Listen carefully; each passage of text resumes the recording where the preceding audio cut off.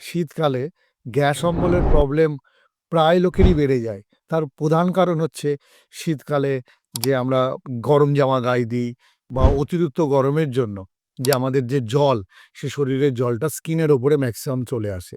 তাই শীতকালে মানুষে বেশি ভাজাপোড়া খায়, শীতকালে মানুষে মশলাযুক্ত খাবার বেশি খায়, শীতকালে মানুষে স্নানও অনেক সময় কম করে বা গরম জামা গায়ে দিয়ে থাকে, এই কারণেও গ্যাসের প্রবলেম হয়। তা এই যে গ্যাস, শীতকালের গ্যাস, অম্বল, গলা, বুক জ্বালা, এর সমাধানের একমাত্র সমাধান হলো হোমিওপ্যাথি।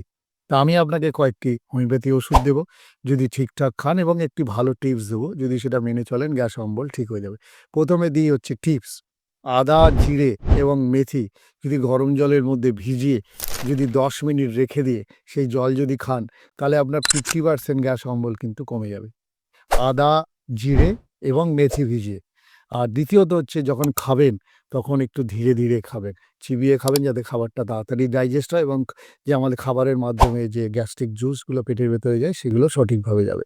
হোমিওপ্যাথি ওষুধ যদি পেটে খুব গ্যাস হয়, ঢেকুর উঠলে আরাম লাগে, তাহলে কার্বোভেজ 30 দিনে ৩ বার ২ ফোঁটা করে। যদি বিকেলের দিকে বেশি গ্যাস হয়, তাহলে লাইকোপোডিয়াম 30, গ্যাস অম্বলের খুব ভালো ওষুধ। আর যদি জাঙ্ক ফুড খেয়ে গ্যাস অম্বল হয়, তাহলে নাক্স ভবিকা 30 দিনে ৩ থেকে ৪ বার। এবং আরেকটি ওষুধ আছে হার্টবার্ন, গলা বুক শুধু জ্বলে যায়, গলার এখানে পোঁটলা হয়, তার হচ্ছে আইরিস ভার 30 দিনে ৩ থেকে ৪ বার ২ ফোঁটা করে।